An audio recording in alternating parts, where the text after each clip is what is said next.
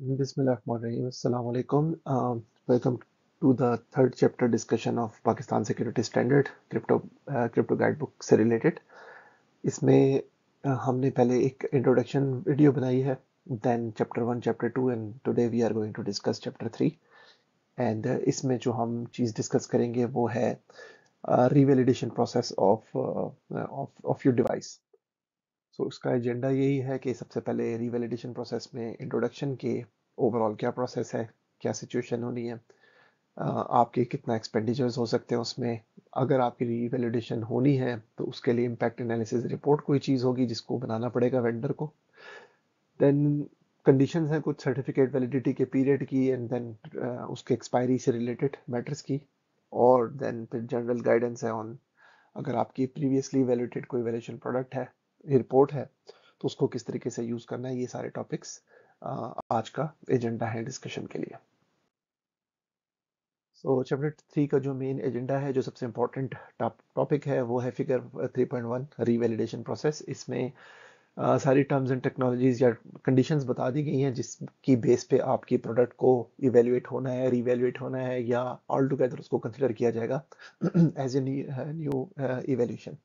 तो आपका original CEP product है क्रिप्टोग्राफिक इक्विपमेंट एंड प्रिमिटिव्स, जो कि इवेल्यूशन के लिए सबमिट हुआ, उसकी लैब ने इवेल्यूशन की और फिर फाइनली एनटीआईएसबी ने उसको एक सर्टिफिकेट इशू कर दिया ताकि आप उस प्रोडक्ट को कमर्शियली पाकिस्तान के अंदर डिप्लॉय कर सकें, सेल कर सकें। ये एक वैलिडेटेड सीईपी बन गई। अब इस वैलिडेटेड सीईपी में कुछ मॉडिफिकेशंस या कुछ अपडेट्स हुई हैं जो कि वेंडर ने की हैं, विद टेक्नोलॉजी कर सकते हैं या सिक्योरिटी परस्पेक्टिव में कर सकते हैं, या कोई मेकअप प्रोडक्ट की आउटलुक के ऊपर आपने कोई काम किया है, ये सारे चेंजेस किए हैं आपने। इसकी बेस पे आपने उसका एक आई ए आर रिपोर्ट बनानी है, जो कि आप एप्लीकेशन के साथ सबमिट करेंगे कि हमने ये चेंजेस किए हैं, रिवैलिडेशन आप इसमें कर दें।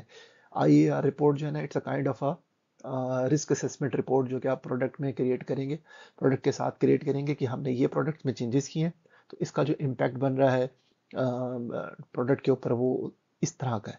तो इस चीज़ को इस टर्मिनोलॉजी को पीएसएस के अंदर आईएआर का नाम दिया। अदर स्टैंडर्ड्स में लाइक 18035 और other cyber security related frameworks जो हैं उनमें इसको अमूमन रिस्क असेसमेंट कहते हैं, लेकिन यहाँ पर इसको आईआर का नाम दिया।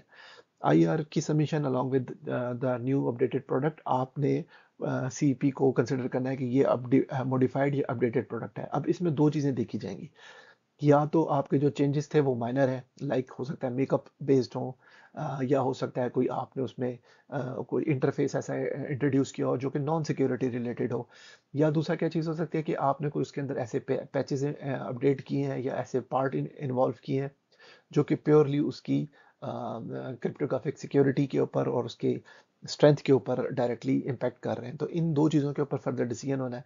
अगर चेंजेस आपके माइनर हैं तब तो आपकी प्रोडक्ट को वैलिडेटेड ही कंसिडर किया जाएगा based on your IR report, based on the decision जो एनटीआईएसबी और इवैल्यूएशन रिपोर्ट इवैल्यूएशन लैब लेगी based on your IR report, कि ये इसमें माइनर चेंजेस काउंट होंगे या as a major changes count होंगे।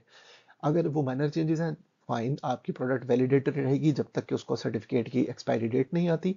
अदरवाइज आप क्या करेंगे कि आपकी प्रोडक्ट को उसके अपडेट्स को कंसिडर किया जाएगा कि हाँ ये दीज आर नॉट माइनर, इसमें कुछ चेंजेस हैं जो कि नोटिसेबल हैं, तो अब इसकी पार्शियल रीवैल्यूएशन होनी है। पार्शियल रीवैल्यूएशन से मुराद ये है कि जो स्पेसिफिक कंपोनेंट ऐड किया है, जो आईआर के अंदर चीज़ें मेंशन्ड है, उसकी बेस पे उसका एक एनालिसिस होगा। पूरी रीवैल्यूएशन नहीं होगी, एक क्विक रीवैलिडेशन हो जाएगी आपकी मॉडिफिकेशन की, और उसको उसको फिर एक सर्टिफिकेशन के अंदर उसको उसको अपडेट कर दिया जाएगा कि ये सर्टिफिकेट इसका वैलिड है। जो भी उसकी डेडलाइन है, जब तक ये वैलिड रहेगा।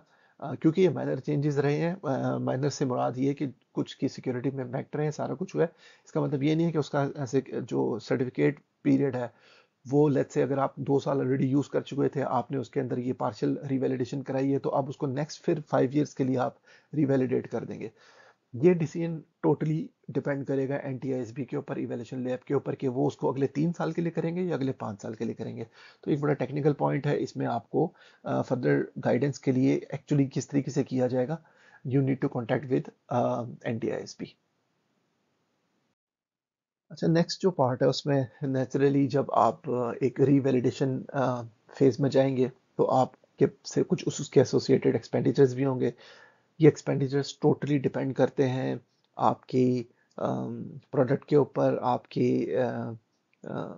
आपकी उस अंडरलाइन डिज़ाइन के ऊपर, आपकी आईआर के ऊपर, कि उस पे कितने एक्सपेंडिचर्स आने हैं। ये इसमें कहीं रिटर्न नहीं है स्टैंडर्ड के अंदर, ये आपको डिस्कस करना पड़ेगा एनटीआईएसपी के साथ और उसके साथ इवैल्यूएशन लैब के साथ, ताकि आपको अंदाज़ा हो सके what kind of expenditures or what level of expenditures you are going to expect out of this revalidation phase.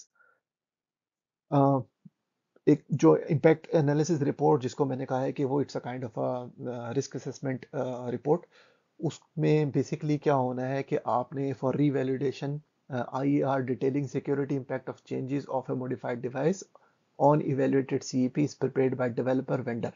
Sponsor must ensure following is in the target. ये जो पूरे का पूरा पैराग्राफ्स है, ये मैंने उठाए स्टैंडर्ड से ही। इसमें वो क्लियरली बता रहे हैं कि आपने वेंडर ने और डेवलपर ने आईईआर रिपोर्ट को बनाना है जिसमें उसका सिक्योरिटी इम्पैक्ट ओरिएंटेड बात करनी है।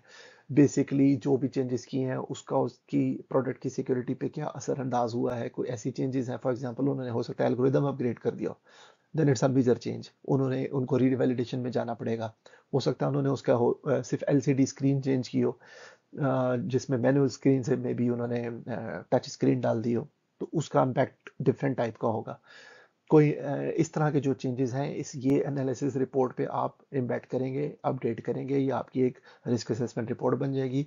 और उसकी क्या कंडीशंस हैं, उन्होंने 3 कंडीशंस बताई हैं। Before any contractual deal developer must prepare IR. अब उन्होंने कंडीशन लगाई है कि अगर वो डील कर रहे हैं स्पॉन्सर के साथ अपने प्रोडक्ट बेचने के लिए, उस डील को फाइनल करने से पहले उन्होंने अपना एक आईआर रिपोर्ट जरूर बनानी है। सेकंड कंडीशन ये है, sponsor will forward IR received from developer vendor to NTSB for necessary review.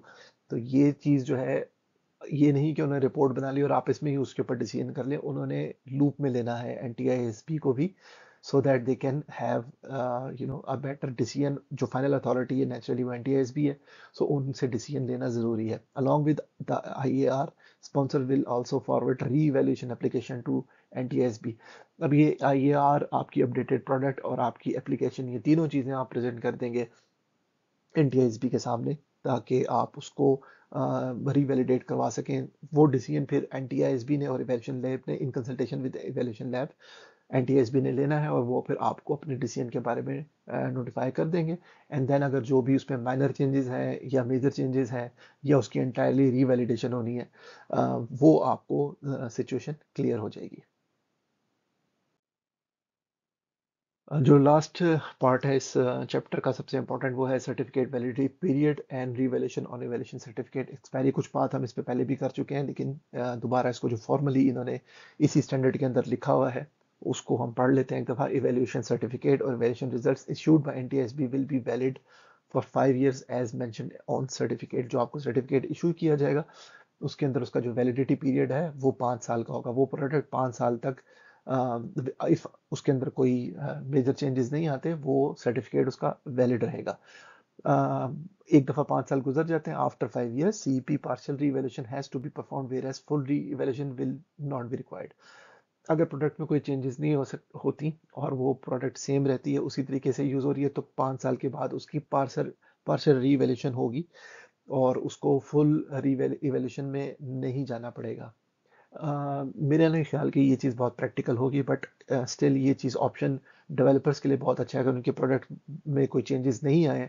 Sometimes in some cases ऐसा होता भी है कि प्रोडक्ट्स में कोई मेजर चेंजेस नहीं होते, पुरानी प्रोडक्ट ही 15-15 साल तक डिप्लॉयड रहती है सिस्टम्स में, तो वहाँ पर उनको बार बार उसमें री इन्वेस्ट करने की, टाइम ज़्यादा लगाने की ज़रूरत नहीं है। सिर्फ उनको माइनर सी एक फ़ीस पे करनी पड़ेगी और उनकी प्रोडक्ट रीवैलिडेट हो जाएगी, और वो नेक्स्ट 5 years के लिए भी वैलिड हो जाएगी। बट समटाइम्स ऐसे भी होता है कि अगर वो उसको रीवैलिडेट करने जाते हैं तो इवैल्यूएशन लैब उसमें अपनी ऑब्जर्वेशन बता सकती है कि इसके अंदर इस टेक्नोलॉजी में मेजर चेंजेस हो गए हैं, या ये जो इसका कंपोनेंट्स हैं ये वल्नरेबल हैं, इसके जो सॉफ्टवेयर पार्ट है या इसका जो फर्मवेयर पार्ट है उसमें ये फलानी वल्नरेबिलिटीज आइडेंटिफाई हुई हैं, तो this has to be updated. और जैसे ही वो आप अपडेट करते हैं तो आपकी सिक्योरिटी इंपैक्ट एनालिसिस रिपोर्ट जो होती है वो भी अपडेट हो जाती है और उसमें ओवरऑल एक मेजर चेंज काउंट होता है। तो ये एक बहुत इंपॉर्टेंट पार्ट है। In case of new vulnerabilities or attack against the public domain algorithms or protocols inside CP are announced, its certificate will be revoked. Just for an example, आपका कोई algorithm है जो आपने इम्प्लीमेंट किया हुआ था, वो एल्गोरिदम जो है अब वल्नरेबल हो गया, उसकी कोई ऐसी वल्नरेबिलिटी आइडेंटिफाई हो गई है जिसकी बेस पे वो उसकी सिक्योरिटी ब्रीच हो सकती है, तो वो आपका certificate naturally right away revoke हो जाएगा, इवन इफ आप उसको खुद से कहीं पर मेंशन करें ना करें। बट ये NTSB की किसी वेबसाइट की अपनी वेबसाइट पे कहीं ना कहीं लिखा जाएगा कि these algorithms are now vulnerable and should not be used in any product। तो नेचुरली जो प्रोडक्ट उसको एम्प्लॉय कर रही थी वो सारी की सारी प्रोडक्ट्स की सर्टिफिकेशन जो है ना वो नलीफाई हो जाएंगी। इसमें आपको खुद ऑन द टो रहना पड़ेगा, बिकॉज इसका जो ट्रैक है ये आई डोंट थिंक सो कि NTSB will be keeping this track, but naturally उनकी एडवाइजरी ज़रूर आएगी कि ये प्रोडक्ट कि ये इसका एल्गोरिदम या ये इसका जो प्रोटोकॉल है ये वल्नरेबल हो गया, तो आप इसको you should stop using it. तो इसका मतलब है आपके प्रोडक्ट के ऊपर भी वो वैलिड हो गया। Effort will be made by user that available updates और पैचेस और systems improvements will be applied as soon as possible. ये किसी भी सिस्टम में ज़रूरी होता है। आपके अपडेट के मैकेनिज्म होते हैं, आप अपडेट करते हैं, अब कैसे होना है अपडेट, कैसे नहीं होना है अपडेट, इसकी डिटेल्स इस स्टैंडर्ड में मौजूद नहीं है। इट मीन्स कि आपके पास लिवरेज है, आप उस सिस्टम को कैसे अपडेट करते हैं, या जब आप उनसे इवेल्यूशन के लिए डॉक्यूमेंट्स मांगेंगे तो वो आपको उन डॉक्यूमेंट्स में ये इन्फॉर्मेशन मिल जाएगी कि अगर आपने अपनी सिक्योर अपडेट करनी है तो उसके लिए क्या कंडीशंस हैं जो आपको मीट करनी पड़ेंगी, जो कि दुनिया के दूसरे स्टैंडर्ड्स में पूरा प्रोसीजर भी बताया गया होता है। पता नहीं इसमें है कि नहीं, बट ये आपको NTSB से जब वो डॉक्यूमेंट्स लेंगे एज पर योर प्रोडक्ट, तो ये आपको इन्फॉर्मेशन वहाँ से मिलेगी। Repair to this effect or otherwise will be shared with relevant authority and NTSB device shall be subjected to revaluation। कोई भी इफेक्ट जो है आपके IER के थ्रू आप NTSB अथॉरिटी को राइट अवे इंटीमेट करेंगे, माने कि सोल रिस्पॉन्सिबिलिटी जो है वो प्रोडक्ट डेवलपर के ऊपर चली गई है, स्पॉन्सर के ऊपर चली गई है। NTSB is not going to keep track कि किस प्रोडक्ट के अंदर कौन सा एल्गोरिथम किस तरीके से किया होगा, may be they will be keeping track of it, but responsibility is on you, तो आपको वो चीज़ खुद से टेक केयर करनी है। तो ये ओवरऑल रिवैलिडेशन का प्रोसेस है जो जनरली वेरी क्रिस्टल क्लियर है, इसमें किस तरीके से होना है काम, क्या नहीं होना। सो आज के लिए बस इतना ही। थैंक यू वेरी मच, मिलते हैं नेक्स्ट चैप्टर में, नेक्स्ट डिस्कशन स्लाइड में, और फिर होपफुली आपको अगर कोई क्वेश्चंस हैं तो I will be happy to answer them, and see you in the next video. Thank you very much, take care, bye.